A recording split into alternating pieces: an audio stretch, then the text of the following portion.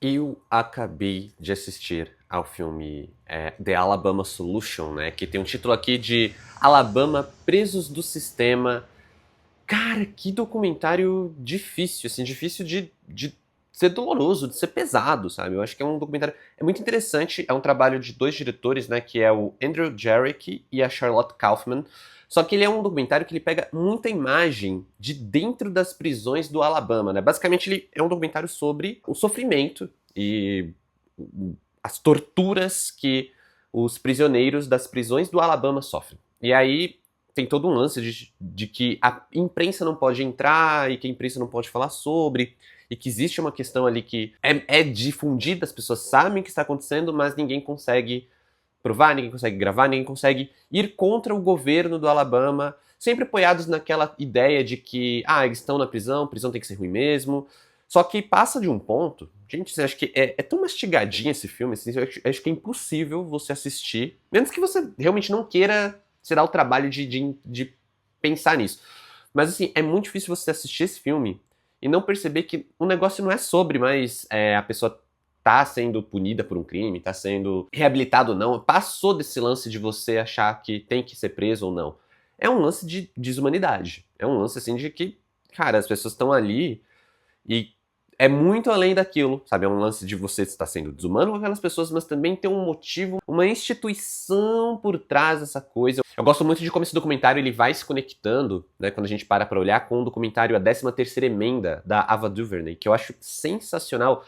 E que basicamente, quando você junta, né? Você não precisa juntar, mas assim, juntando os dois, você consegue entender que, na real, todo esse sistema prisional, todo esse sistema de você encarcerar as pessoas e tratar elas de um certo jeito ali, não tem tanto a ver com a força da lei, não tem tanto a ver com trazer o que é melhor para as pessoas, né, inocentes, uma segurança. Não, é basicamente você conseguir reproduzir na modernidade a escravidão como a gente conhece, né, a escravidão clássica ali que a gente via da época, né, de antes dela ser abolida. Então, basicamente, é um jeito de perpetuar a escravidão. E aí o que eu falo que o documentário ele vai construindo essa narrativa ao ponto de que fica meio difícil você negar que o lance não é mais sobre aplicar a lei, sobre quem cometeu crime e quem não cometeu crime, é um lance de desumanidade. É um lance de você ter pessoas ali, são vidas que podem ter cometido crime. Aliás, é muito interessante como explora o fato de que algumas pessoas são presas até meio que injustamente, né? Tem, o cara tava junto com uma pessoa, a pessoa cometeu um crime, esse cara foi preso junto, foi considerado que ele cometeu um crime, tem um outro que ele invadiu um prédio vazio, né? Invadiu um prédio, não tinha ninguém lá para ele machucar, não tinha nada lá para ele roubar. Não fica claro se ele, né? As pessoas falam, o processo contra esse cara não deixa nem claro se ele conseguiu tirar algo daquele prédio para ser classificado como roubo. Mas ele é preso, e ele é preso por 15 anos, né? A sentença de 15 anos, todas as condicionais negadas, tudo mais. E aí o filme ele vai construindo essa coisa do sofrimento, da tortura, da forma como eles são tratados pelos guardas e que eles são torturados e que eles são assassinados, até o momento que o filme começa a falar, tipo, do lance desses prisioneiros eles trabalharem para o Estado, eles trabalharem de graça, eles trabalharem para sustentar, né, a prisão, mas também para trabalharem até em grandes organizações, né, trabalharem tipo em fast foods que são conhecidos, trabalharem realmente como um trabalho que eles não recebem por isso, e aí a gente começa a entender como as engrenagens do sistema funcionam, sabe? E aí a gente começa a entender que o buraco é mais embaixo, não é aquela coisa realmente de você falar sobre, a prisão é ruim. Não, prisão não é para ser um resort. As pessoas estão lá para pagarem por um crime que elas cometeram. Mas ao mesmo tempo, deveria ser um lugar para reabilitar, deveria ser um lugar para tratar, por exemplo, crimes graves e não a pessoa que invadiu um prédio vazio, sabe? É muito pesado e a forma como isso vai sendo construído no filme é muito forte, porque a gente está dentro das prisões, né? Eles falam até que o filme não poderia existir se eles não tivessem quebrado as regras, por exemplo, de usarem os celulares lá dentro. Ao mesmo tempo, a imprensa não pode entrar nas prisões, o que é muito bizarro, porque eles são sempre negados com a desculpa de que, né, é pela segurança deles. Eles levantam essa questão de uma forma muito inteligente. Por que a imprensa é permitida em zonas de guerra, mas ela não pode entrar na prisão? Tipo assim, uma zona de guerra não é muito mais perigosa? Então é um ponto, inclusive, levantado pelos detentos que vão fazendo boa parte das filmagens, que vai complementando essa sensação, primeiro, de pessimismo, né, de desesperança, até um lado que você fica, tipo, pô, é realmente desesperador. É um filme que ele é muito difícil de você assistir, é um filme que ele é muito difícil de você absorver, ele é um filme que você tem que ter você tem que ter estômago para conseguir assistir, até porque não é só para perceber que aquelas pessoas que, independente do crime que cometeram, elas estão sendo totalmente maltratadas ali, e eu digo independente do crime porque tem pessoas que estão ali e você entende que elas estão ali de uma certa forma injustas, né, sendo tratadas daquela forma injustamente, mas também porque é um negócio de que é institucionalizado, sabe? É um negócio que vai ali desde uma senadora, deputada, que tá promovendo isso, e aí a grande solução dela para lidar com a superlotação e a tortura e etc., é construir uma outra prisão. E aí eles falam, pô, isso não vai resolver nada, e aí a gente vai entendendo como isso é uma solução mais para enriquecer quem já é rico, sabe? O rico cada vez fica mais rico, o pobre cada vez fica mais pobre e o fudido fica cada vez pior.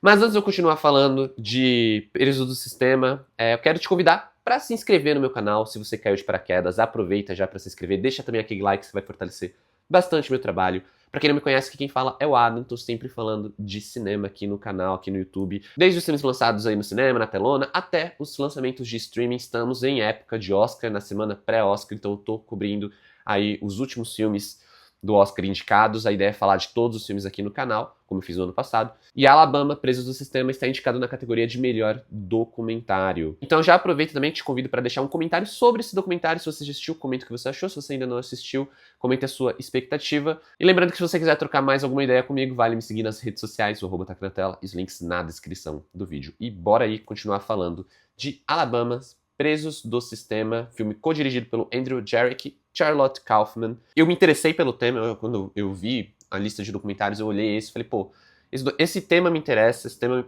eu acho interessante, eu acho que dá pra trazer uma discussão muito legal sobre isso, desde uma discussão sobre a questão da lei, a questão prisional, mas também uma questão política, que acaba entrando ali, se amarrando muito ali.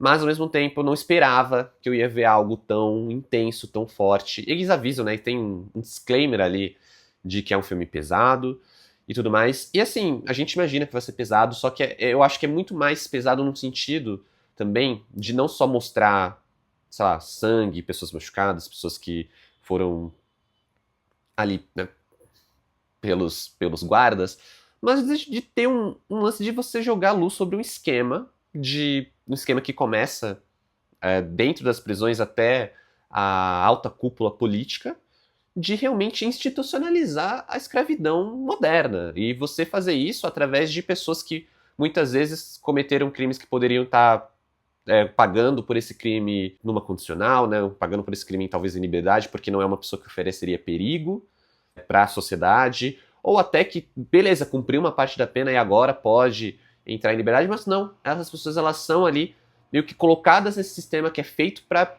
pegar elas e colocar elas num sistema de escravidão moderno, que é muito bizarro, é muito pesado.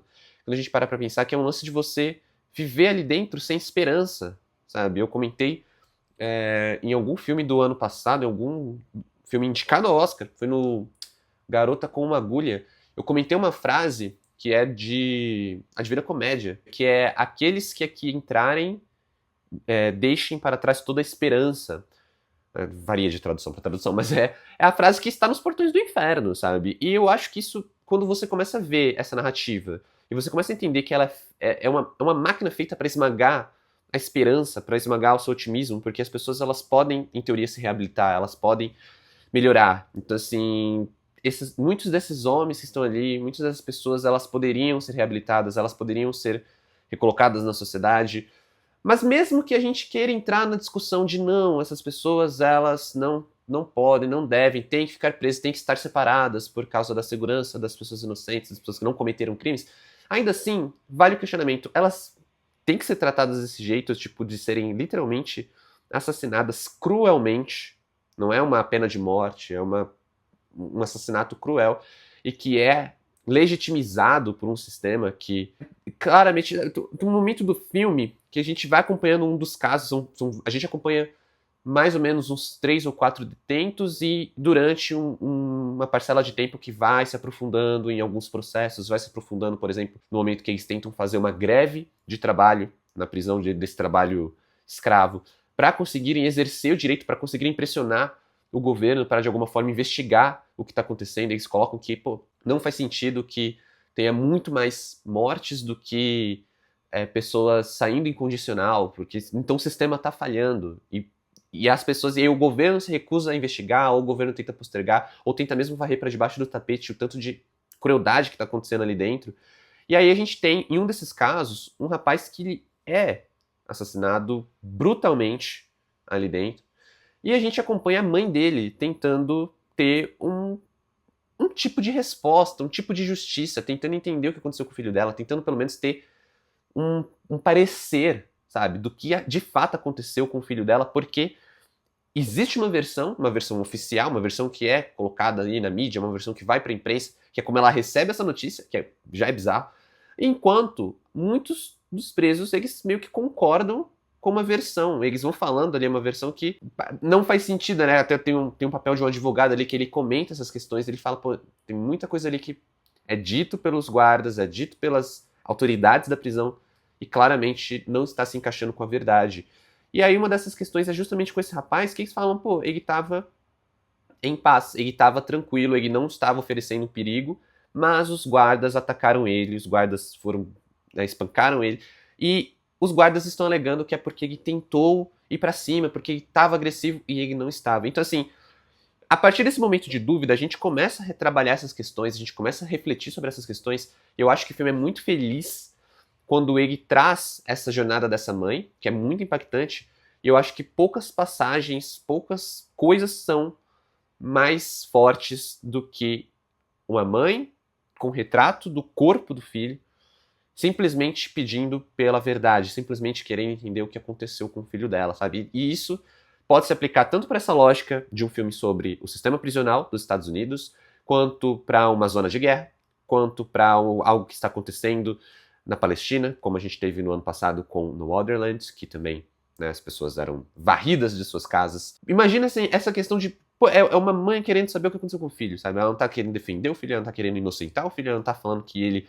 nunca deveria ter sido preso, que cometeu algo que poderia ter colocado ali. Ela simplesmente está falando que ela quer saber a verdade. E é doloroso, entende? Eu acho que por isso que eu acho que esse filme é tão importante, ele é tão interessante, tão pertinente, porque ele sai da cúpula da gente ficar perguntando e questionando sobre o sistema prisional ser válido ou não, da pessoa ter que ser preso ou não, do cara que cometeu um crime ter que cumprir tal pena ou não, ou uma pena maior, uma pena menor, ou uma pena de liberdade ou não, e sim colocar no campo de onde tudo isso deixa de ser humanidade, né? Onde esses comportamentos eles passam a ser realmente desumanos, onde o tratamento passa a ser desumano, e por que passa a ser desumano. E aí a gente leva a questão para essa cúpula política, para essa cúpula de que bandido bom é bandido morto, exceto, né, se você pode escravizar esse bandido, se você pode colocar ele numa situação onde ele serve para a sociedade. É muito louco, porque eles colocam justamente a hipocrisia de uma dessas personagens ali, que é uma das pessoas que estão no governo, que é uma mulher, uma senhora, que é justamente a mulher que quer construir mais prisões, e eles colocam essa hipocrisia dela para jogo, porque eles falam assim, poxa, ela tem um discurso de que nenhum dos bandidos podem sair, porque eles podem oferecer um perigo para a sociedade. Só que assim, os jardineiros dela, as pessoas que estão limpando a piscina da casa dela, da mansão dela, são presos que estão em trabalho condicional. Então eles saem para trabalhar e voltam para a prisão. Então por que eles podem estar o dia inteiro fora para cumprir um trabalho pelos quais eles não vão ser remunerados, mas eles não podem sair para ver a família, estar em condicional para poder passar um tempo com a família, ver a família? Então assim, é muito maluco, é muito forte. Como eu disse, eu acho que para você assistir esse filme e ainda seguir na ideia de que não, isso tá tudo certo, é porque você realmente não quer ouvir a mensagem do filme, é porque você realmente não quer refletir sobre onde a humanidade está deixando de ser humanidade, sabe? Cinematograficamente, a gente tem toda uma questão de filmagens feitas por celulares, né? Filmagens que são feitas ali por baixo dos panos, são feitas ilegalmente, porque estão ali filmando de uma forma quase improvisada. Então a gente tem trocas de áudio, trocas de mensagem e muitos vídeos feitos com a câmera do celular, meio que em selfie, o que faz com que o formato do filme, a formatação do filme seja um pouco limitada, justamente porque a gente está ali tendo muito mais imagens de dentro da prisão do que de fora. É o que traz um impacto, é o que traz uma questão de uma realidade que a gente está assistindo ali, mas ao mesmo tempo acaba meio que ancorando um pouco o filme apenas dentro da prisão e deixando ele um pouco limitado, faz com que, por exemplo, a gente não consiga explorar muito mais as questões políticas envolvendo o caso, faz com que, por exemplo, a gente não consiga seguir as pessoas de fora da prisão que estão também tentando atuar na causa, como o advogado, como a mãe, mas não é algo que chegue a realmente atrapalhar a qualidade do documentário enquanto documentário, justamente porque eu acho que é o aspecto que acaba trazendo uma crueza ali, que é importante para o choque causado pela obra. É um choque que vai fazer com que o espectador ele queira refletir sobre essa questão, ou não, né? Porque realmente é uma questão incrivelmente pesada, é um documentário muito pesado, estou avisando, né? Vá avisado. Tem que ter estômago para assistir, mas é um documentário incrível. Eu acho que um dos melhores documentários da temporada. Eu gostei bastante, embora, né? Eu gostei de assistir, eu gostei do tema levantado, eu gostei da forma como eles abordam. Infelizmente, só não gosto da realidade que eles estão retratando ali, porque é uma coisa que a gente olha, é uma coisa que eu olho e eu penso, cara, é o limite, é onde a humanidade ela tá realmente deixando de ser humanidade, tá longe de querer pagar aqui de não, todo mundo é inocente, não deveria ser uma utopia, a gente sabe que não é o caso, mas assim, é difícil você assistir aquilo e você não ter um mínimo de empatia, porque você vê que existe uma crueldade e uma maldade envolvida ali, sabe? Não é sobre justiça, não é sobre segurança, não é sobre reabilitação, não é sobre as pessoas que estão fora das prisões. É sobre crueldade, é sobre desumanidade. E isso é muito pesado a gente encarar isso dessa forma e é muito difícil a gente não ficar meio chocado com isso. Então, para Alabama, Presos do Sistema, nota 8. É um baita filme, é um documentário incrivelmente forte. Eu acho que ele até se conecta bem com algumas questões que são colocadas ali, por exemplo, no documentário da Vizinha Perfeita, né? Eles citam a mesma lei que é citada no outro documentário. E lembrando que ele vai enfrentar também Mr. Nobody Against Putin, né? Na categoria de melhor documentário. Também é um bom documentário, apesar de que sim, são dois filmes bem fortes e bem interessantes à própria maneira. Mas é isso, pessoal. Como sempre, muito obrigado por assistir esse vídeo até aqui. Valeu, falou e até mais.